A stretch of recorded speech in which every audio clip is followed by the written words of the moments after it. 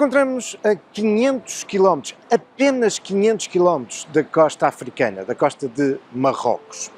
E digo apenas porque estamos também a 1000 km da costa da Europa. Encontramos-nos mais precisamente numa das ilhas da Macaronésia. Sim, a Macaronésia, esse conjunto de ilhas formada pelos arquipélagos da Madeira, dos Açores, das Canárias e de Cabo Verde. Estamos mais precisamente na segunda maior ilha do arquipélago da Madeira. Encontramos em Porto Santo, aquela que é também conhecida como a Ilha Dourada, e isto resulta muito da sua extensa praia. São cerca de 9 km, constituída por uma areia dourada. É hoje um importante destino balnear, turístico, algo que, por isso, veio inverter muito a imagem de uma ilha que durante séculos foi conhecida pelas dificuldades de povoamento, pela escassez da água, a aridez, pelas grandes dificuldades que os habitantes de Porto Santo enfrentavam. Uma ilha marcada também pelas adversidades, pelas tragédias do mar. Não raras vezes, tragédias vindas do mar, como foi o caso dos piratas que durante séculos assolaram esta ilha, mas também tragédias no mar em resultado dos naufrágios, da dificuldade de navegação, porque se é verdade que temos este extenso areal, também não deixa de ser verdade que depois uma boa parte da ilha é marcada pelas falésias, pelas suas costas rochosas e perigosas. Ora, para ultrapassar de alguma forma estas circunstâncias, para garantir uma maior segurança à navegabilidade das embarcações que rumam para o Porto Santo, em 1901 surgiu num dos extremos da ilha, mais precisamente num ilhéu ao largo da ilha, surgiu um dos históricos faróis insulares portugueses. O farol do Ilhéu de Cima. Vamos conhecê-lo.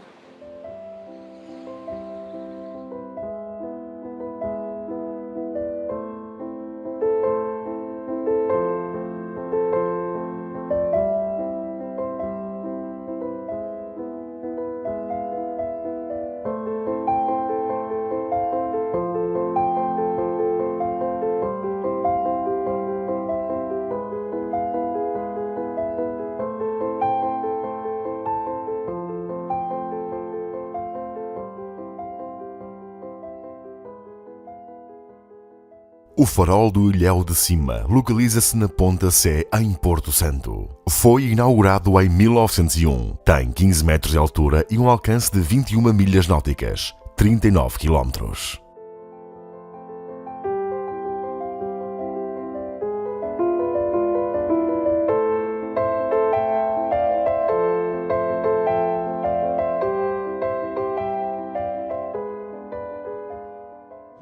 Mas antes de rumarmos para o Ilhéu de Cima, encontramos ainda aqui numa área histórica, num pequeno centro antigo, daquele que é o mais importante núcleo urbano, praticamente o único, de Porto Santo.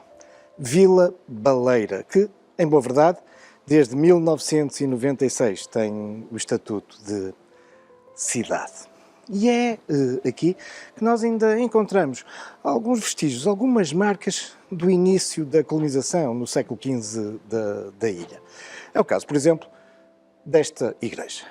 A igreja paroquial aqui de Vila Baleira, que, apesar de ter sofrido muitas alterações ao longo dos séculos, ainda nos apresenta aqui algumas marcas, alguns vestígios tardo-medievais, atestando esses momentos iniciais da colonização de Porto Santo. Uma colonização que, segundo a tradição, tem lugar a partir de 1418. É nesse ano que os portugueses descobrem Porto Santo, um ano antes de chegarem à Madeira. Ainda segundo a tradição, são 3 navegadores ao serviço de Infante Dom Henrique que vão aportar aqui a esta ilha no meio do Atlântico. Tristão Vaz Teixeira, João Zarco e também Bartolomeu Perestrelo. Ora, segundo a tradição, eles teriam sido arrastados por uma tempestade aqui para o meio das águas do oceano e depois terem andado vários dias desgovernados, finalmente vêm ao longe esta ilha, que para eles acabará por ser como que um porto seguro, um porto santo. Mas dizia-vos que esta é a versão oficial ou a tradição. A verdade é que ao longo dos últimos anos os investigadores têm vindo a admitir que afinal a Madeira e Porto Santo fossem já de conhecimento dos portugueses desde os finais do século anterior, desde os finais do século XIV, isto com base em alguma cartografia dessa época. Só que nesses momentos iniciais, enfim, daquilo que virá depois a ser a expansão portuguesa, não há ainda uma vontade ou as condições reunidas para se dar início à colonização.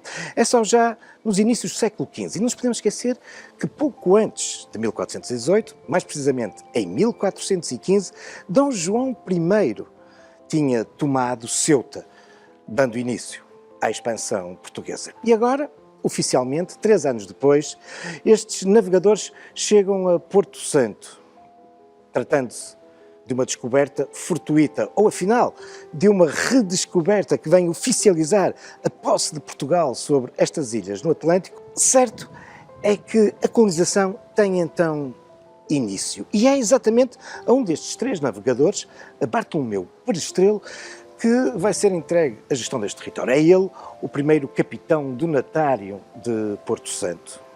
E, curiosamente, eu diria sintomaticamente, algumas décadas depois, será uma filha de Bartolomeu Perestrelo, mais precisamente Filipa Muniz, que, pelo seu casamento, acabará por fazer com que, aqui, Porto Santo, vá conhecer um dos seus mais famosos residentes.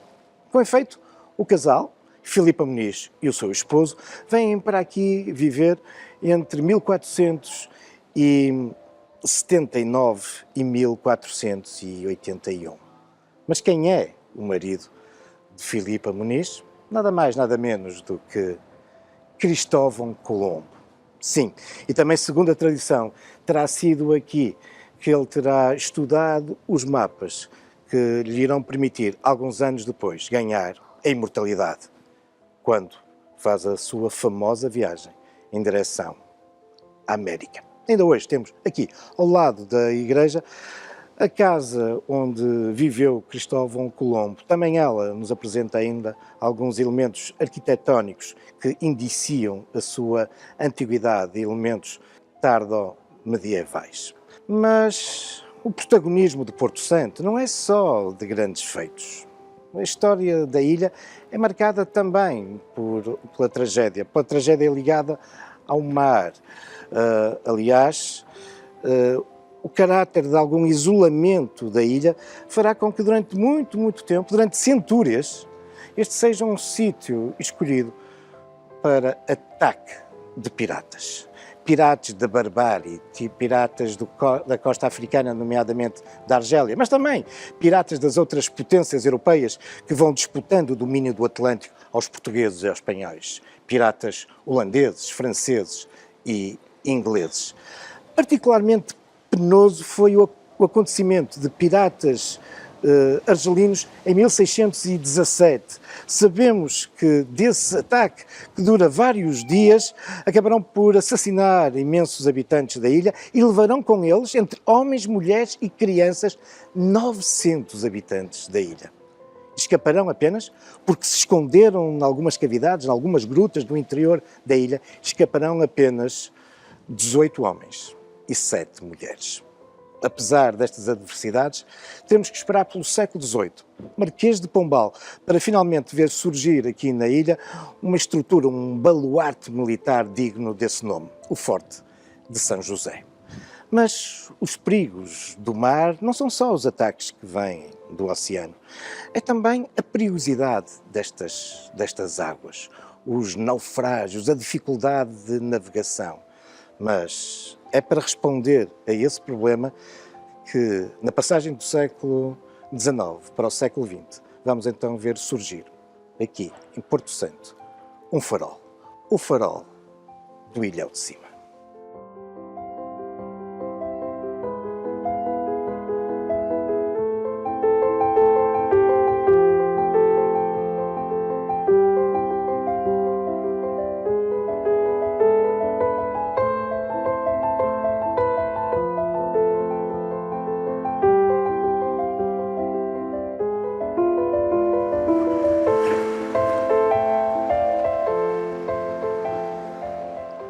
A ilha do Porto Santo é rodeada por vários ilhéus.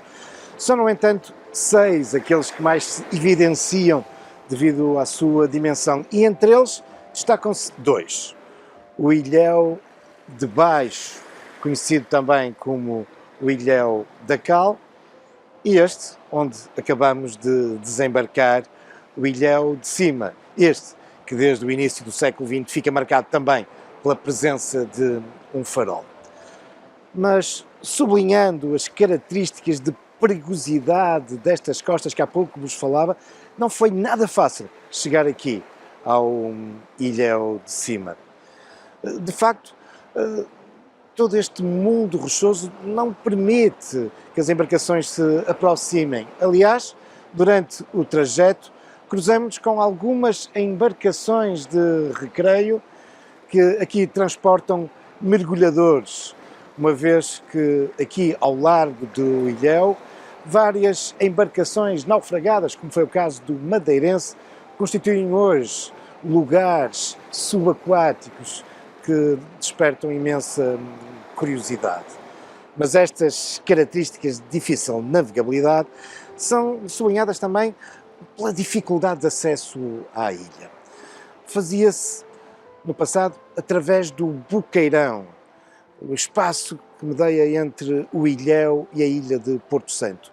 450 metros, mas só um estreito canal permite a passagem de barcos muito pequenos, um canal com 4,5 metros de profundidade. Outra possibilidade é este cais, mas mesmo assim também só pequeninas embarcações, e foi através deste cais que nós conseguimos chegar à ilha, com o apoio da Marinha Portuguesa, da Autoridade Marítima Nacional, não só devido à dificuldade de navegação, mas também porque, em boa verdade, desde 2019 é proibido vir ao Ilhéu. E também por isso só nos foi possível este acesso com a colaboração da Marinha Portuguesa.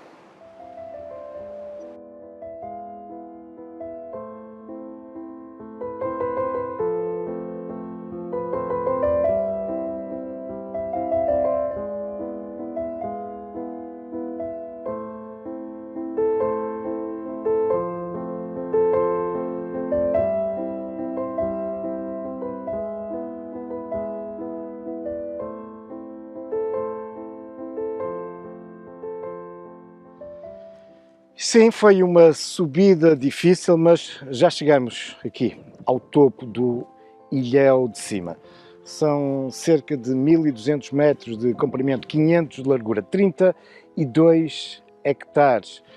E o Ilhéu eleva-se a mais de 120 metros acima do nível das águas do mar. Mas por que é que desde 2019 é proibido o acesso ao Ilhéu? Tem tudo a ver com a rica biodiversidade que o Ilhéu apresenta. Estamos, com efeito, perante uma área de grande valor patrimonial, património natural, mas também sensível e que importa preservar. Aliás, o Ilhéu de Cima, como todos os outros ilhéus aqui de Porto Santo, constituem uma área protegida, uma área marítima protegida que integra o Parque Natural da Madeira. Estes ilhéus guardam muita da especificidade da fauna e da flora da Macaronésia, mas, para lá das espécies habituais nestes arquipélagos, há também endemismos de Porto Santo. espécies de flora e animal que são apenas registados aqui no Porto Santo e nos seus ilhéus. Mas o que é que nós encontramos aqui? De facto, uma grande diversidade, nomeadamente de aves, que encontram aqui o local privilegiado para viverem e para nidificarem, caso entre tantas outras, obviamente, das gaivotas, incluindo as gaivotas de pata amarela, e claro, a icónica cagarra, bem assim como a alma negra ou o canário de terra, isto entre tantas outras espécies. Mas há também que referir os répteis, que de facto se encontram um pouco por toda a superfície do ilhéu. E aqui, nos ilhéus de Porto Santo, encontramos também um endemismo, duas espécies de tarântulas. Ora, toda esta riqueza, toda esta biodiversidade faz com que estes ilhéus, incluindo aqui o de cima, se encontrem integrados e protegidos pela rede Natura 2000 e tem sido também um verdadeiro laboratório para imensos biólogos e cientistas que aqui se deslocam para fazer o estudo destas espécies. E foram eles que recomendaram, enfim, uma medida que nos pode parecer pouco simpática, mas que urgia: o desaparecimento dos coelhos que, enfim, inundavam um pouco toda a ilha e que estavam a ser responsáveis pelo desaparecimento de alguma da vegetação, nomeadamente aquela que é mais rara. Também um endemismo aqui de Porto Santo, e eram exatamente essas ervas, essas plantas que os coelhos mais gostavam, e por isso tiveram que ser extintos aqui no ilhéu. Mas há muitos outros motivos de interesse nesta ilha. Para lá do património natural, sobressai o seu farol.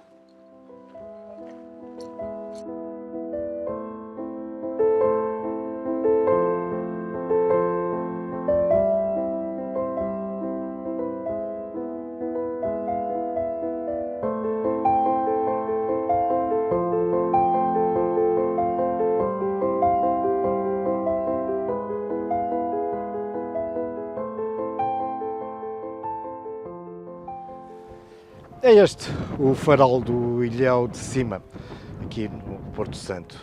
A sua torre nem é muito alta, apenas 15 metros.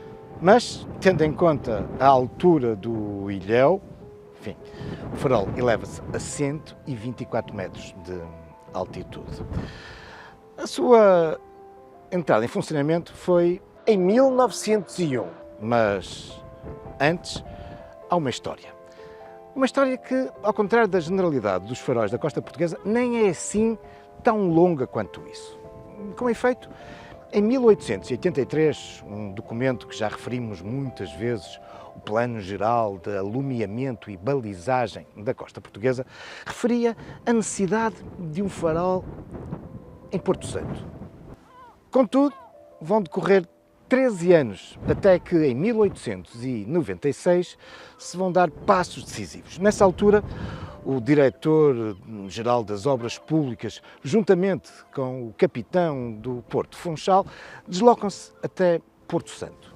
Aqui falam com as autoridades locais, com gente local que conhece bem os circuitos que as embarcações fazem em segurança à volta da ilha ou que mais utilizam, e daqui irá resultar o plano final. Um projeto que contempla um farol aqui no ilhéu de cima. E as obras não vão demorar muito tempo. Arrancarão de imediato nessa passagem do século XIX para o século XX. Em 1900, o farol está praticamente concluído. Contudo, entrará em funcionamento apenas a 11 de maio de 1901. Um farol que veio para ficar até aos dias de hoje. Mas, com o passar dos tempos, foi registrando algumas intervenções. Uma significativa acontece em 1923, quando o edifício é ampliado para receber 5 faroleiros e depósitos para o petróleo.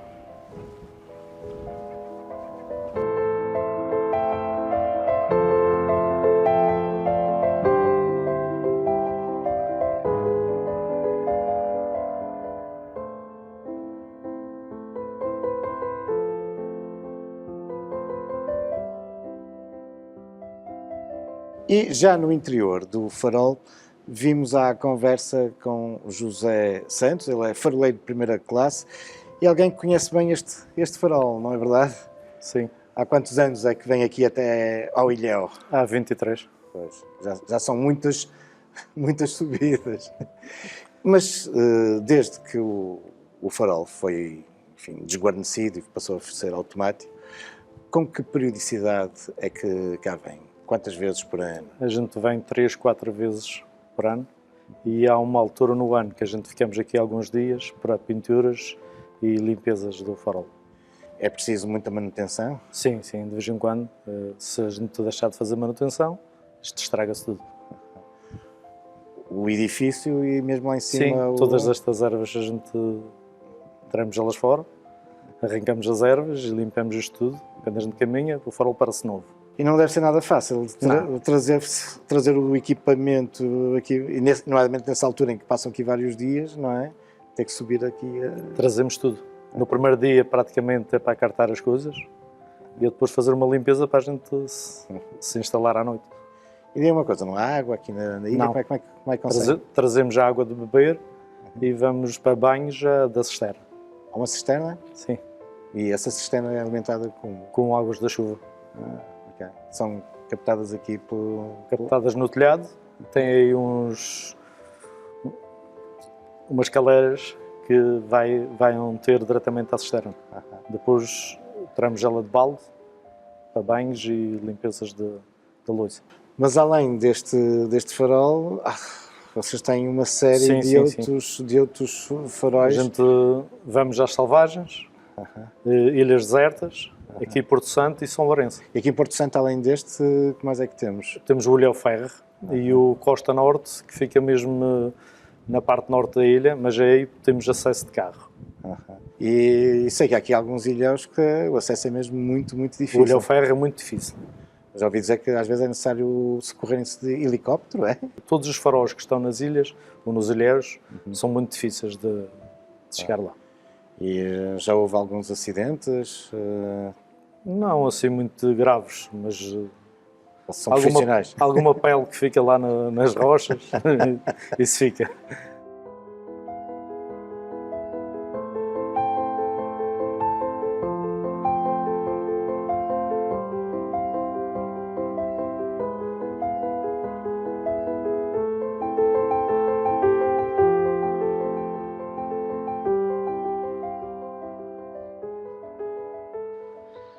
Desguarnecido desde 1982, isto é, tendo deixado de ter faroleiros em permanência, uma vez que foi automatizado, o farol aqui do Ilhéu de Cima, misteriosamente, apaga-se 10 anos depois, na noite de 19 de janeiro de 1992. Apesar do que é habitual nos faróis, terem sistemas de redundância, se falhar o sistema principal, entra um outro que assegura provisoriamente o seu funcionamento, a verdade é que nessa noite o farol se apagou. Tal obriga, obviamente, nesse inverno, as autoridades marítimas a deslocarem-se aqui até ao Ilhéu. E o mistério foi esclarecido. Aqui, para surpresa de todos, encontravam-se 4 jovens marroquinos, com idades compreendidas entre os 15 e os 18 anos. Eles tinham embarcado clandestinamente numa embarcação em Casablanca, rumo às Américas. Descobertos pela tripulação, foram por esta abandonados aqui, junto ao Ilhéu. Nadaram para aqui, mas impossibilitados de se deslocarem para Porto Santo, perceberam que, apagando o farol, provavelmente aqui alguém viria. E foi exatamente isso que aconteceu. Uma história curiosa que nos vem sublinhar a importância dos faróis, mesmo quando o sinal resulta de ter deixado de dar luz.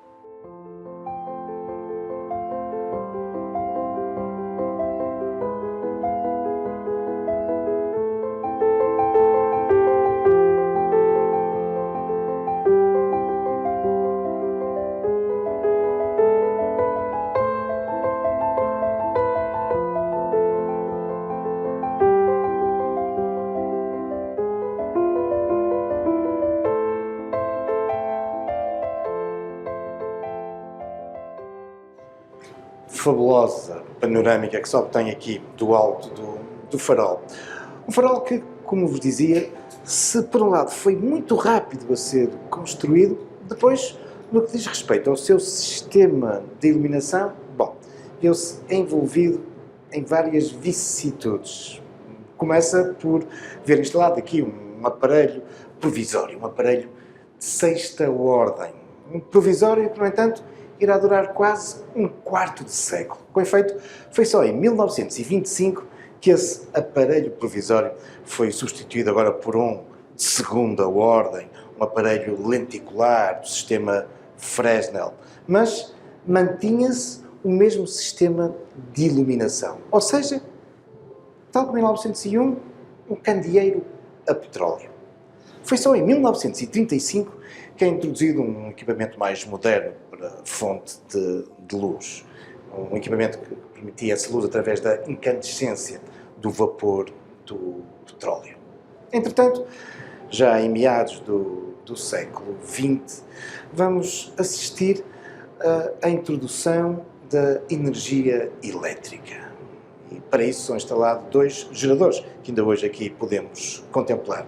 Por essa altura, e já desde 1925, o movimento de rotação era assegurado por um aparelho de relojoeiro que ainda hoje aqui vemos alguns vestígios. Vestígios sim, porque, entretanto, já em 1982, o equipamento de iluminação foi substituído por um outro muito mais moderno e automático, permitindo que o farol passasse a estar desguarnecido, ou seja, já não era necessário aqui faroleiros a tempo inteiro. Mais recentemente ainda, nos inícios do século XXI, esse sistema foi também modernizado, passando o farol até aos dias de hoje a ser alimentado por energia solar.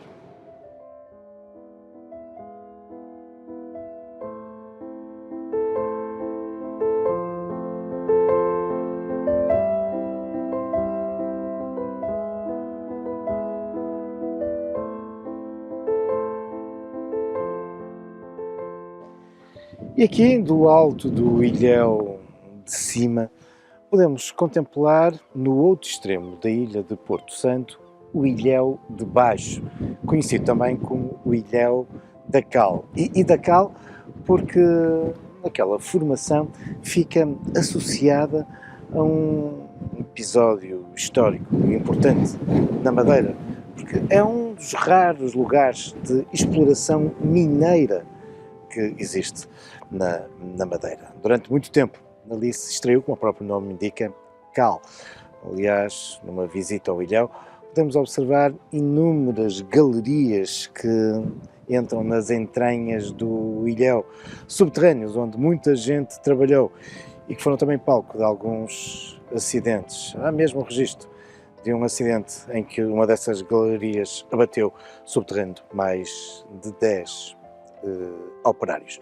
Mas é uma ilhota, um ilhéu que, como aqui, o ilhéu de cima tem um enorme valor em termos ambientais, em torno da diversidade de fauna, flora, que apresenta, muita da qual endémica. Sim, integra também o Parque Natural da Madeira. E esse é outro dos grandes motivos de interesse, também turístico, do arquipélago. E a esse propósito, vamos agora rapidamente até ao Funchal, ao encontro de Dorita Mendonça. Ela é a diretora regional do turismo e vamos perceber qual a importância das questões ambientais para o turismo na Madeira.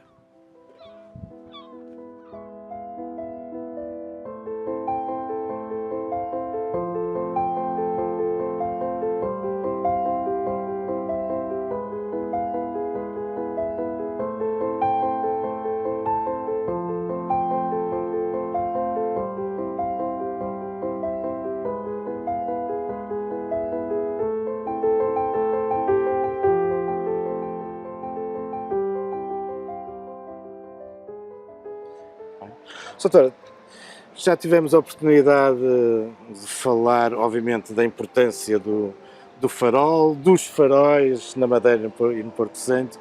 Já tivemos num episódio anterior falando de outros patrimónios que existem na Madeira e também do seu aproveitamento turístico, mas agora gostava de lhe perguntar, e o património natural?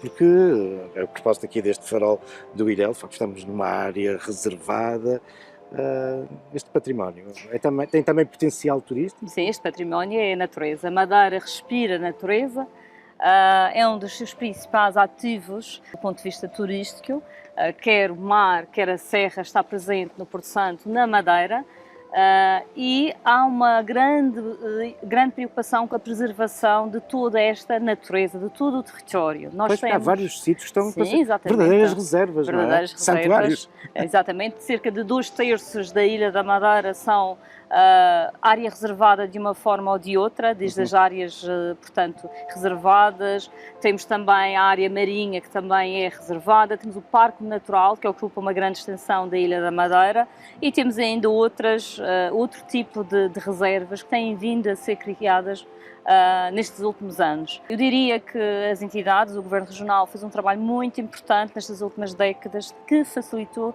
no fundo, um trabalho que a Secretaria Regional do Turismo e Cultura está a desenvolver, que tem a ver com a certificação da região autónoma como destino sustentável e, naturalmente, o património natural, a sua preservação para, no fundo, para as gerações futuras é muito importante. Tivemos um trabalho, posso dizer, facilitado, porque a esse nível muito trabalho já estava a ser feito e que os nossos visitantes muito apreciam, porque permite praticar, portanto, atividades de todo o tipo, no mar, na serra, até no ar.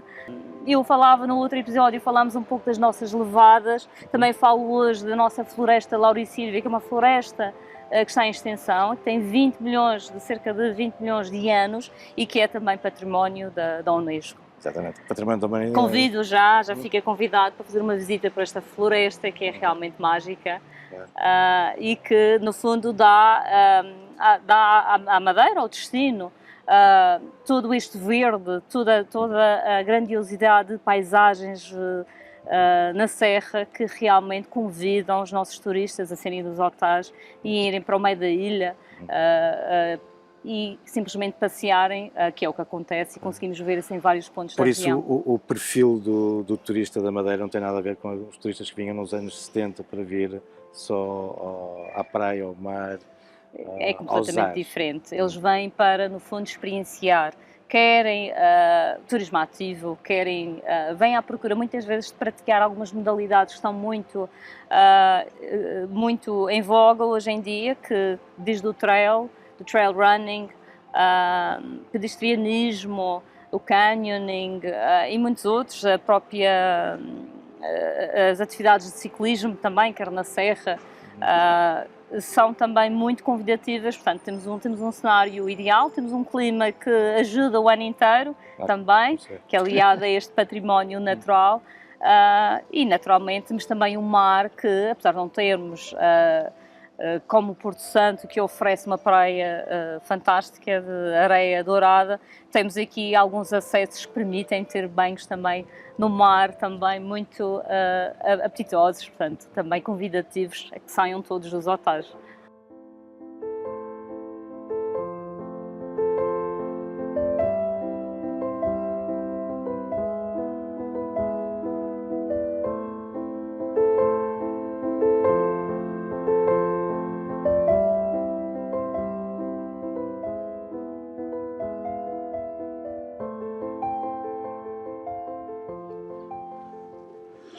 Voltado para uma paisagem verdadeiramente monumental, este farol debruça-se sobre a ilha de Porto Santo e os seus ilhéus. E está também ele numa área protegida, numa área de imenso valor natural, até porque aqui se encontram algumas espécies endémicas, que só mesmo no Porto Santo e nos seus ilhéus podemos observar.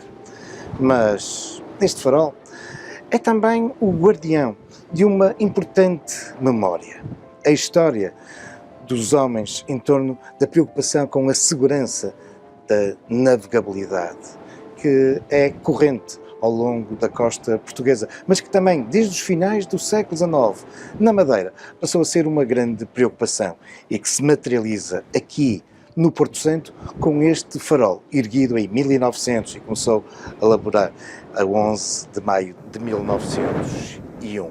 Um farol pioneiro e um farol de grande importância também patrimonial. A esse propósito, importa dizer que o seu aparelho lenticular de Fresnel, que durante tantas décadas aqui permitiu o lançar de luz sobre estas águas perigosas, é hoje visitável no Museu da Direção de Faróis, em Cascais. Quanto a este farol, não é possível visitar, pelas razões que explicamos, relacionadas com a preservação das espécies que aqui encontram um refúgio único. Mas, não podendo ser visitado, nem por isso, este deixa de ser um farol que importa conhecer, quanto mais não seja, através destas nossas conversas com a história nos faróis.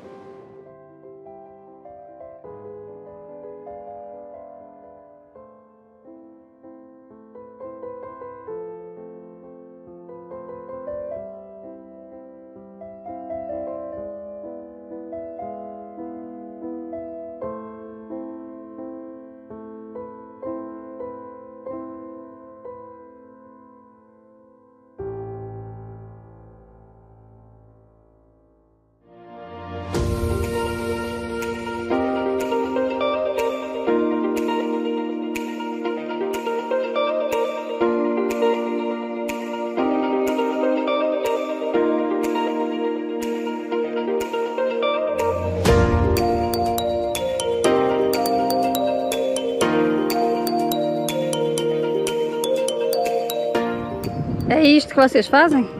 É isso que vocês fazem, David. É isto? Estar aí assim?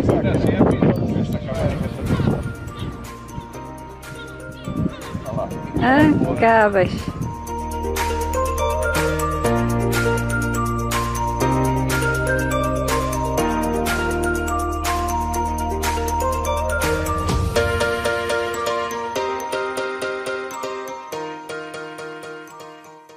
Na próxima semana, regressamos à trágica Costa Negra, que se estende entre a Foz do Douro e a Foz do Rio Ave. Além do farol da Boa Nova, esta costa conta com um conjunto considerável de farolins, alguns dos quais recuam aos séculos XVI e XVII. Embora não possuam a monumentalidade dos restantes faróis, estas estruturas são cruciais para a segurança desta costa e especialmente úteis para comunidades tradicionais de pesca, como as das praias de Angeiras e de Vilachã.